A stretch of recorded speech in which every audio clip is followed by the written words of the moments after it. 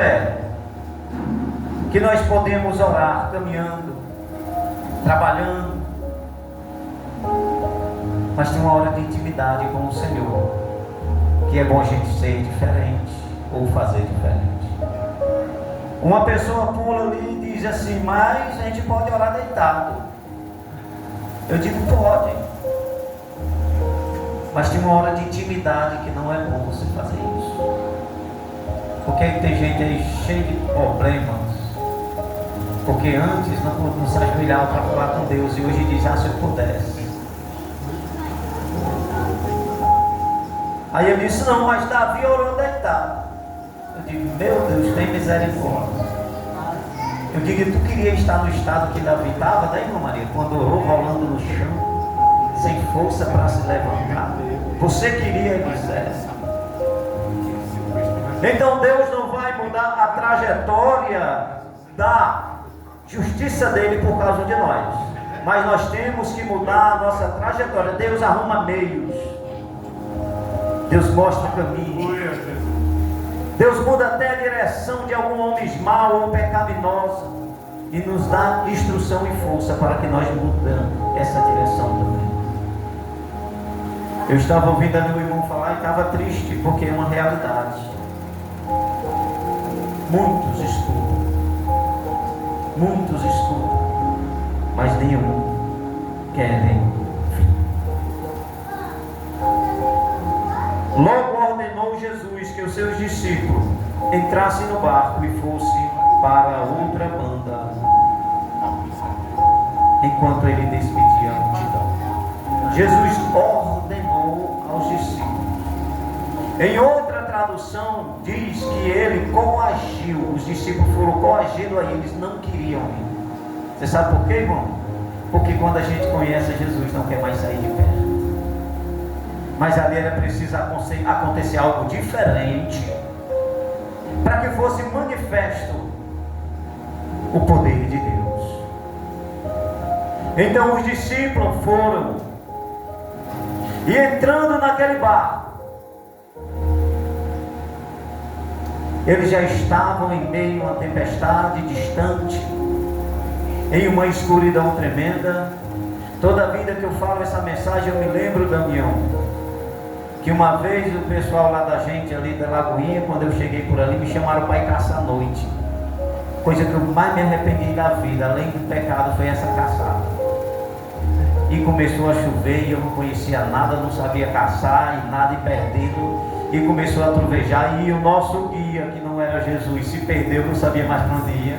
E nós rodávamos e chegava no mesmo lugar, e eu disse: meu Deus, o que eu vim fazer aqui? E sabe o que eu lembro? Toda a vida que eu falo essa mensagem, não é que nós estávamos perdidos, é porque nós ficávamos parados sem saber onde ia, e quando abria um relâmpago, a gente via uma direção, e ela sumia de novo. Eu nunca tirei isso da minha mente. E eles estavam no meio de uma escuridão e de uma tempestade. E quando se há tempestade, há vendavais, trovões e relâmpagos. E eu acredito, para que eles estivessem visto Jesus andando sobre as águas, foi preciso um claro repentino.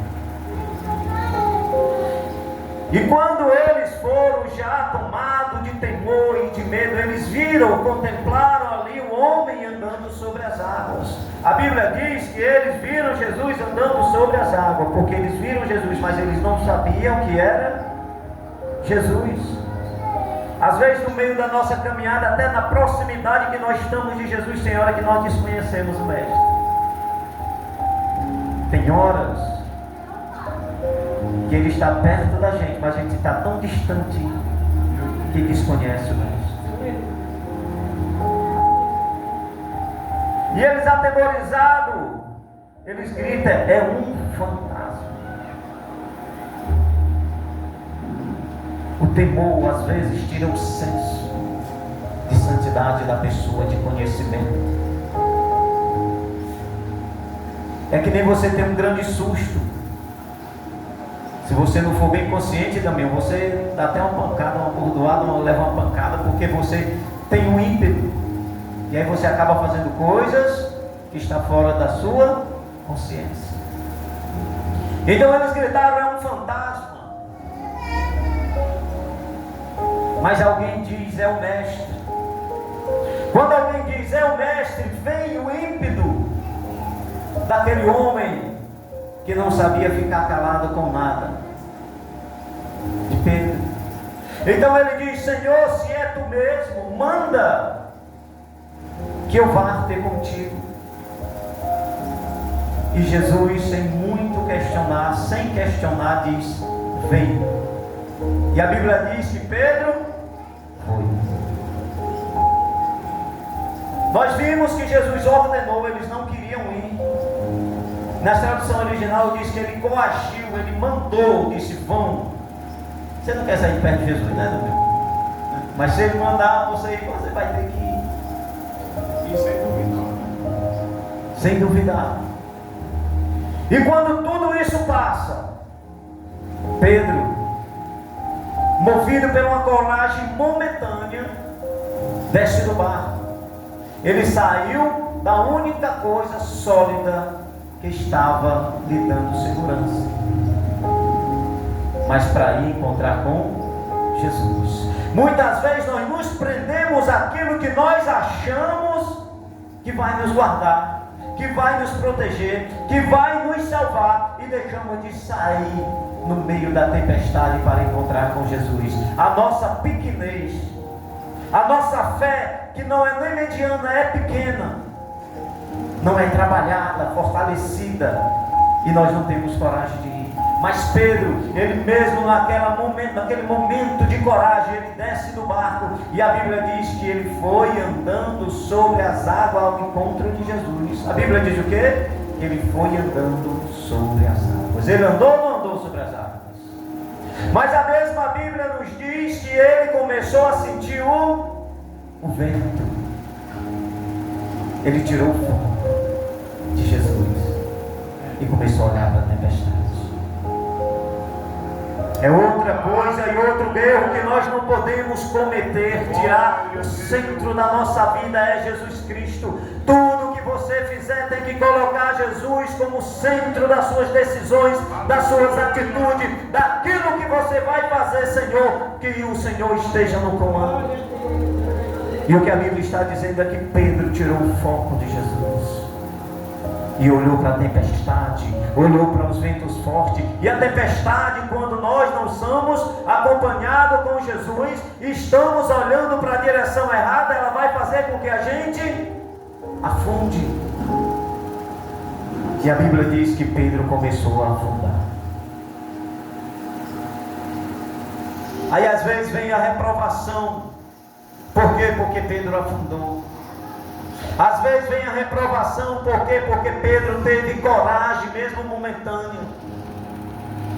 Mas aí os medos trazem as reações que muitas vezes não é percebíveis por nós mesmos. E foi isso que aconteceu com Pedro. Mas o que ele fez, irmão? Quando ele ia afundando, ele lembrou do foco de sua vida, de Jesus Cristo. Quando ele ia afundando, irmão, não espera afundar. Não espera acontecer aquilo que não vai ter mais jeito. Porque chegará um dia que não vai ter mais jeito. Não vamos ter mais como nos justificar diante do Senhor. Antes que tudo termine, ainda há uma oportunidade de você fazer que nem Pedro fez e gritar: Senhor, socorre-me.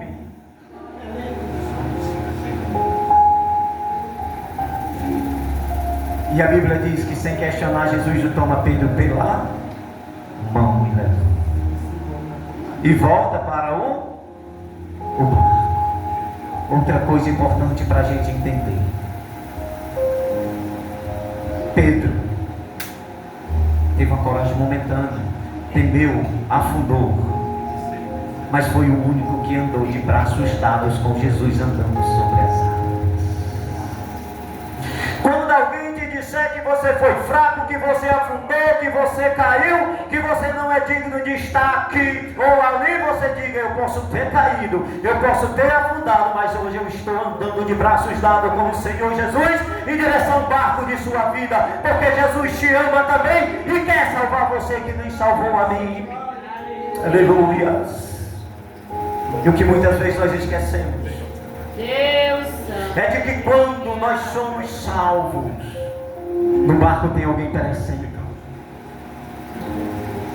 E o que Jesus quer é que você volte para lá, para que não deixe aqueles que perecem morrer. Você tem uma oportunidade de dizer: Senhor, socorre-me. Duas coisas importantes, três nós já encontramos. Uma, que quem já está com Jesus não quer sair de perto dele. A outra é que quando você estiver cometido algo que vai te fazer afundar, não deixe que aquela profundidade te cubra, sucumba a sua vida, mas que você possa subir, lembrar daquele que é o centro das suas atitudes. Outra coisa importante,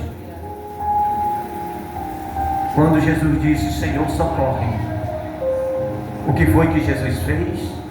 Tomou ele pela mão e o salvou. Sabe o que acontece de muitas vezes nós acabarmos matando quem está afundando? É porque nós repreendemos antes de salvar. Quem está precisando ser curado precisa do remédio primeiro, depois você orienta o que ele deve ou não fazer. E quando Jesus salva Pedro, que Pedro está salvo, andando sobre a água com Jesus, Jesus olha para ele e diz: porque duvidaste, homem de pequena fé? Não repreenda antes de salvar, porque a ferida já é brutal, já é mortal, ela já está querendo lhe cobrir, lhe devorar. E se você chegar e machucar mais antes de mostrar o remédio, ele vai morrer, ele vai continuar afundando. É por isso que a Bíblia diz que de prontamente Jesus pega pela mão e o levanta. Não podemos nem devemos desejar sair perto do Mestre. Se acontecer de sairmos, não esqueça que Ele é o centro. Se você saiu, a tempestade vai te afundar, vai destruir a sua vida, vai destruir tudo aquilo que você conquistou ou conseguiu construir. As tempestades vão chegar, as dificuldades vão chegar. Quem não deveria passar por dificuldade só é Jesus Cristo, mas deixou o seu trono de glória, tirou a sua coroa, aleluia, Deus, e desceu para se fazer maldito, porque o profeta disse: maldito aquele que morreu no madeiro, e ele foi para o madeiro por mim e por você. E esse mesmo Jesus, ele está clamando, intercedendo por nós. Ele é um advogado fiel. Eu estava ali lendo, irmão Damião, no livro de Apocalipse, quando fala dos 4 cavaleiros. Primeiro que vem é um enganador, que muita gente tem como Cristo. Cuidado, irmãos, é o enganador. O primeiro cavaleiro branco do capítulo 6 de Apocalipse não é Jesus, é anticristo. Algumas teorias dizem que é Jesus simbolizando a vitória da igreja, e a igreja ali ainda não venceu. E ele vem com um arco e uma coroa. Coroa quer dizer domínio e poder, o arco quer dizer vitória, mas ele mesmo diz: saiu para vencer. E Jesus, ele não sai para vencer, ele já sai com a vitória. É por isso que nós devemos mergulhar dentro da palavra de Deus, para que a gente não desvie os nossos focos e olhe para a tempestade, para os problemas. Está difícil a minha vida, eu estou endividado, eu estou doente, eu estou enfermo, eu estou cheio de problema, e o que eu vou fazer com isso? Se apega a Jesus. Aleluia, Deus. Aleluia. Porque senão as tempestades vai afundar você. Aleluia. Pedro, quando viu que ia afundar, ele gritou logo: socorre. Então, nesses instantes, você pode acreditar que vai passar dificuldade, vai vir a tribulação, vai vir os vendavais, vai vir tudo aquilo que você não queria em sua vida. Só não esqueça que Jesus é o centro das atenções. Só não esqueça que Jesus é o foco da sua salvação, é o centro, a sede de nossa vida se chama Jesus Cristo, o Rei e Salvador.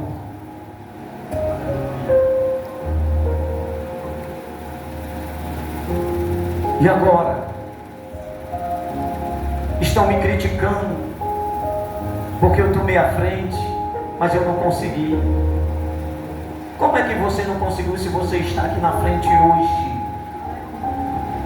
Você pode não ter conseguido, porque muitas vezes nós esquecemos o foco que é Jesus, queremos agir com as nossas forças, com nossos intelectos, com o nosso entendimento, e nós não temos entendimento fora da realidade da Bíblia e nem de Jesus Cristo, do consentimento do seu Espírito.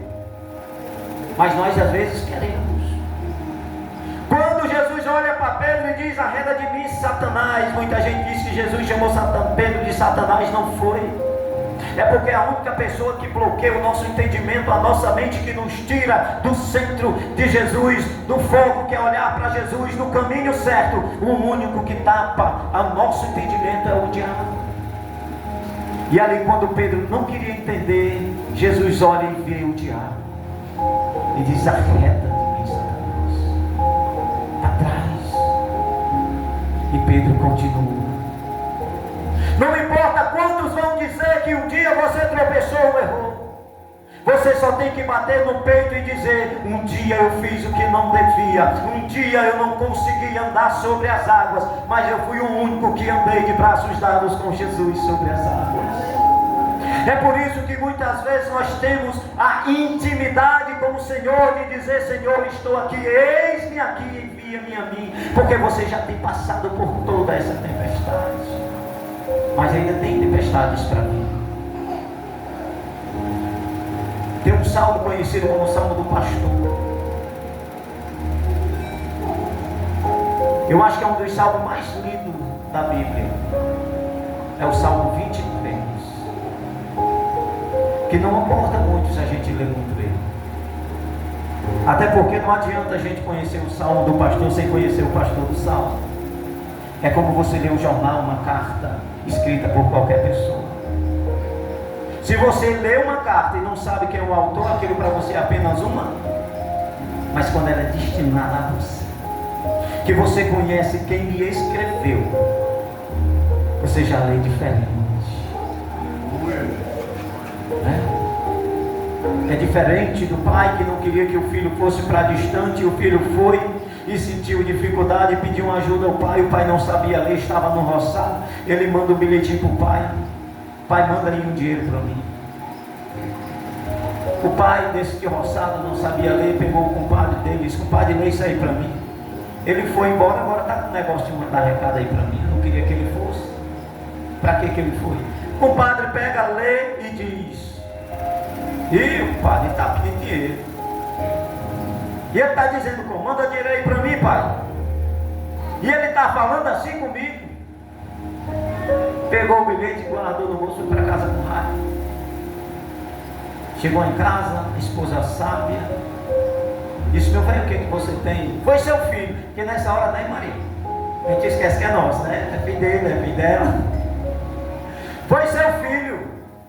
Que eu queria que ele não tivesse ido, mas ele foi. E agora está me pedindo dinheiro e ainda pede com arrogância. Manda aí dinheiro para mim. Ele disse: ele pediu assim, meu velho. Foi, olha, lê aqui. E foi na carta, foi. Deixa eu ler. Ela pega aquela carta, os olhos lacrimejam e diz: pai, manda aí um dinheirinho para mim. E ele pediu assim, minha velha.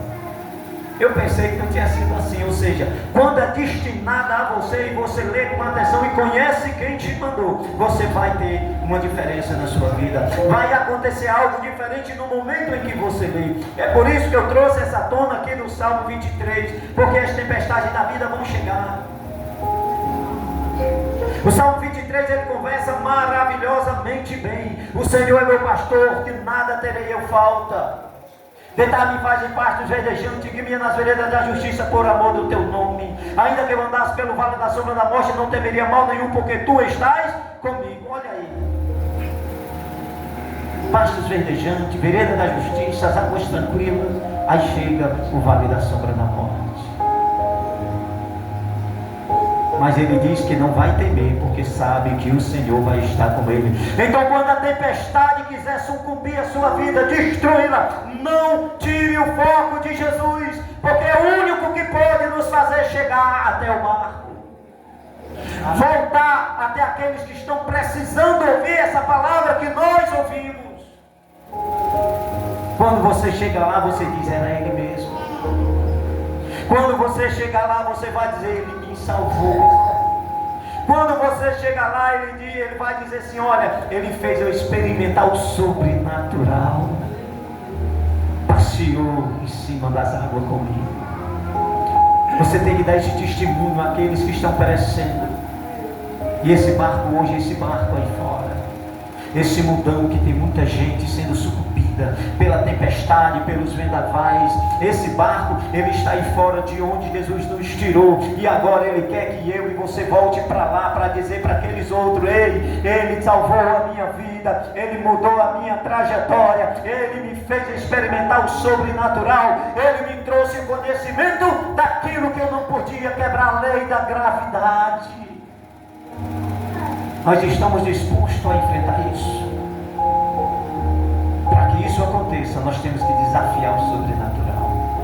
Para que isso aconteça, nós temos que entender que o Senhor Jesus é dono do espaço, do tempo e da matéria. Que nada vai se submeter a pará-lo. Porque Ele é o Senhor do universo. Primeiro passo, não se distancie dele. Porque algo vai acontecer. As tempestades vão te envolver. Segundo, não tenha medo de desafiar o sobrenatural, as tempestades da vida, e continuar de caminho até Ele. E não deixar os medos fazer com que você afunde. Clame por socorro. Não se intimide. Porque Ele vai estar pronto para salvar você. Obviamente, depois vai vir um puxão de orelha, mas Ele vai te deixar seguro, Ele vai te deixar salvo, Ele vai te deixar congregando, Ele vai te deixar tendo a oportunidade de dizer, Senhor, eu sei que Tu me amas. Ele vai te dar uma oportunidade de você pegar o seu louvor e entregar de bandeja como oferta de cheiro suave em suas narinas. Ele vai receber a sua oração como um clamor de alguém que sabe que depende dEle. Ele vai receber você de braços abertos, porque Ele está pronto para salvar a mim e a você. Não se intimide diante da tempestade. Não deixe que os medos, as afrontas da vida, que isso hoje se trata das pessoas que vão zombar de nós, que vão achar que nós não merecemos estar. A gente vê muitas vezes as pessoas dizerem, ele só está lá porque tem um monte de pecado encoberto, está escondido ele ou ela atrás da Bíblia. Mas quem pode nos esconder se não for o Altíssimo? Quem pode nos livrar do homem sanguinário, do vingador, se não for o Altíssimo? Não tema. E se alguém disser que você era, diga assim, graças a Deus, porque hoje eu sou filho de Deus. Uma certa vez eu estava fazendo uma pequena palestra no nosso ponto de trabalho, que sempre a gente reunia o pessoal para conversar.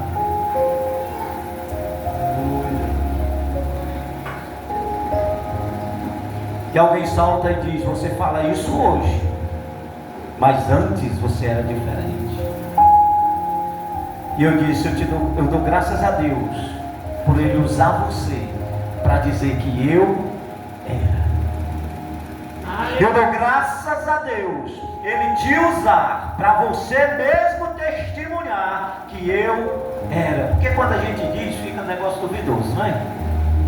Mas é isso que nós temos que deixar acontecer nas nossas vidas. Porque o mundo vai dar testemunho de nós. Porque Jesus já é nossa testemunha, certa, viva e ocular. Mas nós precisamos proceder sempre. Não esquecer, Jesus é o centro de nossas atenções. O problema não está no barco, não está na tempestade, está na pequenez da nossa fé. Deixar os medos nos afligir, deixar os medos sucumbir a nossa vida, sufocar a nossa alma. E nós perdemos o sentido da vida.